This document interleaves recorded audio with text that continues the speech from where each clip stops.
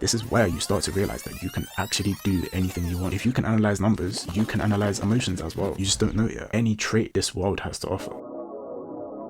Get over here! Let's dance! Let's dance! The one thing that I would want you to take from this video is that you can always bounce back. Whatever hole, whatever rut that you've gotten yourself into, no matter how deep or how far you believe that you've fallen off, you can always bounce back. And whether you realize it or not, you feel stuck entirely because you have convinced yourself to believe it. It's because you keep feeding yourself that belief. And I know it may sound corny, it may sound silly or basic to you, but if you could shift your mindset from initially believing that you are not making any progress and that you are not getting anywhere in life, to instead believing that, you know what, I'm kind of that guy, you know, I'm actually smart, I'm analytical, creative, athletic, charismatic, articulate, logical, composed, thoughtful, and kind. I'm low-key the goat in this shit. You know, just start talking out loud, start yapping, just list off a bunch of adjectives, a bunch of descriptors, positive traits that you could use to describe somebody, or better yet, positive traits of the person that you actually want to become. And I'm saying this because even if you believe that you aren't yet athletic, you know, maybe you say it out loud, but in your heart, you don't really feel that conviction, then that's fine, because you will be able to find just something that you can actually believe that you're good at. Just one skill or trait that you actually have burning true conviction that I am good at this. Perhaps you might truly believe that you're charismatic. You know and believe that you're a good talker, you're smooth, you're guling, you're magnetic. But maybe you say that out loud. Maybe you say that I am charismatic, but you still just don't feel that conviction. You don't believe it yet. And again, that's fine. The key is to just find something. Find just one trait about yourself that you actually believe in with full conviction. And it doesn't have to be an S-tier productive trait. It doesn't even have to be particularly relevant or useful, but just find that one trait, a secret talent or thing about you that you actually believe, that you truly believe that you're good at. You know, I am good at making toast. I am really, really good at making toast. Like, guys don't actually understand how good I am. You know, I get it perfect every time. I have mastered the art of spreading the butter evenly. I am the goat of toast making. Because if you can rave about how you're so incredibly skilled at butter and toast, if you genuinely deep down feel that conviction, then congratulations, because now you have actually found something that you truly believe you're good at. Perhaps you're coming from a state of feeling useless, unskilled, and having zero value, but now you have actually found something that you know you are good at. And I'll explain later why this is so important. But as for right now, the planet could explode, the sun could swallow us whole, but nothing would change the fact that you truly believe that you are a master at buttering toast. And this ability to believe that you're good at anything else that you desire has been within you this whole time. And so let's use a different example now.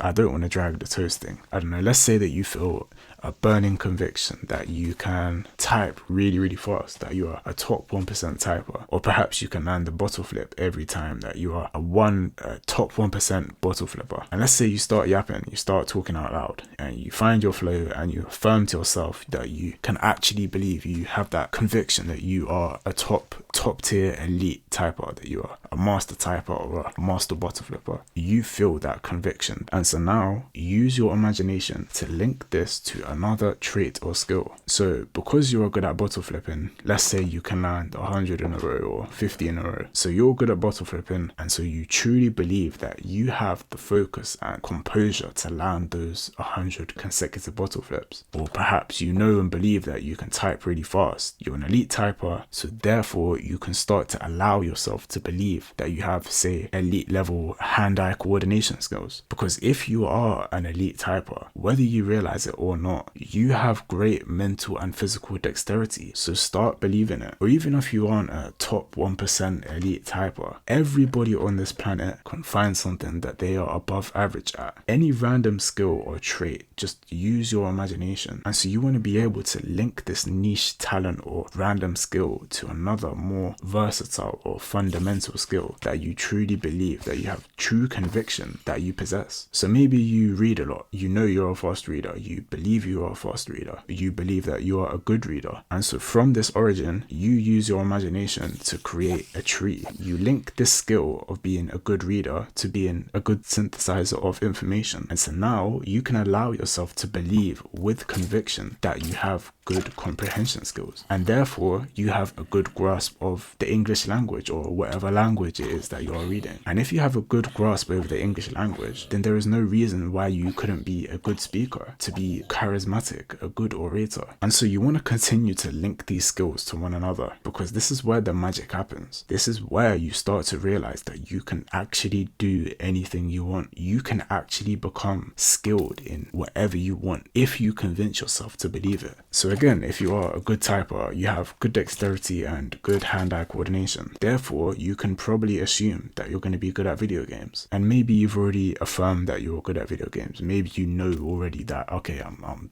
good at Overwatch, or I'm good at Rocket League or whatever. So maybe this isn't too groundbreaking for you, but if you actually are good at video games, you can then assume, you can then link that to, okay, I'm probably going to be good at chess. And if you're good at chess, you're going to be good at maths. And if you believe that you're good at maths, you can believe that you're going to be an analytical person. You can believe that I have the ability, the innate ability within me to be able to problem solve. Because the key here is to not stop creating these links. Do not limit yourself here. Do not stop here. Use your imagination. So using that same tree, if you can, if you can be good at video games, if you can be good at chess, then you're going to be good at maths. And if you're good at maths, you're going to be analytical. If you can be analytical, you can problem solve. And if you can problem solve numerically, if you can analyze numbers, then there is no reason or limitation upon you that says you can't problem solve people and social dynamics. If you can analyze numbers, you can analyze emotions as well. You just don't know it yet. You know, if you can do this, then you can do that. And if you can do that, then you can probably do this as well. The point is that if you use your imagination, if you use your creativity and channel your desires, then you can find conceivable ways that allow you to truly believe that if this, then that. And it's purely based on reason. It's purely based on logic. And the thing is that you might already do this subconsciously. You might already use your past successes, no matter how significant, as proof that you are capable of achieving more success. You know, you might celebrate these successes, small or large, and you might recall them when you begin to lose faith in yourself. And what we are doing here is the exact same thing. This method is just more about developing your beliefs regarding your skills, traits, and your core character. Again, you just link that one initial thing that you're already good at, that one niche random skill, that party trick or talent. You link this to any skill, trait, or characteristic that you desire. Any trait that this world has to offer, that trait can be yours. Because these links, these trees, they can go on and on and on. And so let's use that same example. Let's take that same origin of believing that you're a good typer. So you're a good typer, you have good hand-eye coordination, good dexterity. But I want to deviate here and create a different path for the sake of example. So because you know that you have good dexterity, you know that you can probably be athletic. So with dexterity, you can become athletic. And so therefore, with your athleticism, your dexterity and hand-eye coordination, you know that you can probably get really good at badminton. And if you can get good at badminton, then you can get good at tennis. And if you can get good at tennis, you can get good at cricket or baseball or whatever. And it is from this point where you can start to think abstractly with this. Again, use your imagination and creativity. So if you have the innate ability to be good at badminton, tennis, baseball, cricket, you have the ability to be good at sports. And because you're good at these sports, you can develop great self-confidence and a sense of healthy pride by being really, really good at all these sports. You know, think back to primary or elementary school, where the fastest kid in school or the fastest kid in the year had all the clout and popularity simply because he was the fastest. He had confidence in himself because he was the best at what he did, or because he or she were really good at what they did. You know, when you are just that good at something, even better if you know you are the best at something.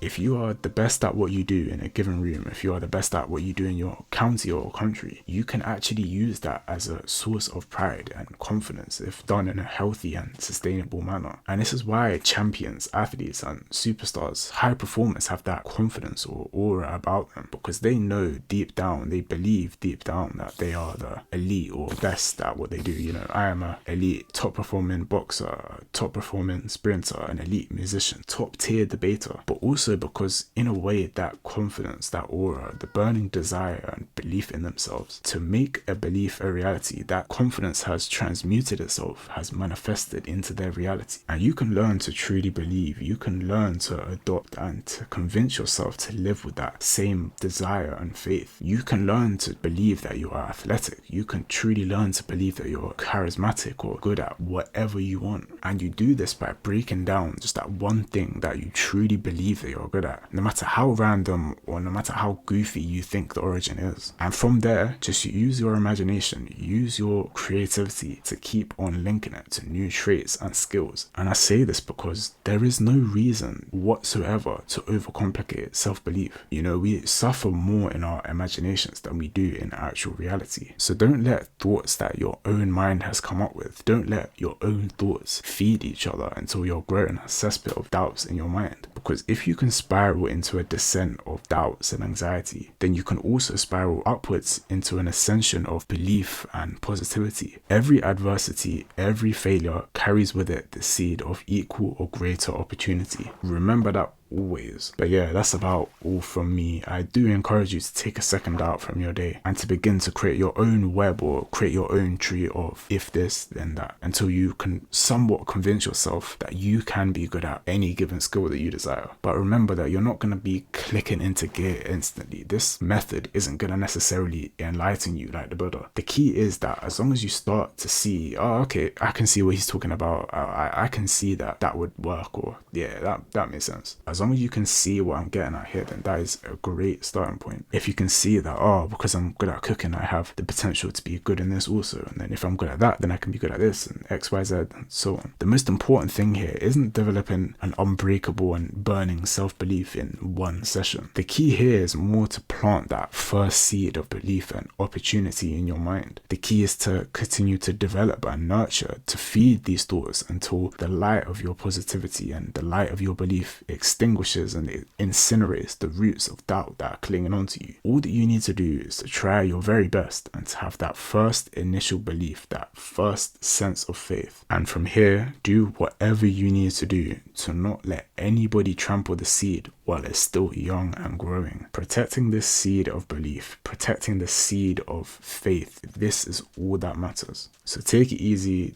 Do not expect to become flipping enlightened in one session. Just start with a seed and nurture it. Continue to develop it every day.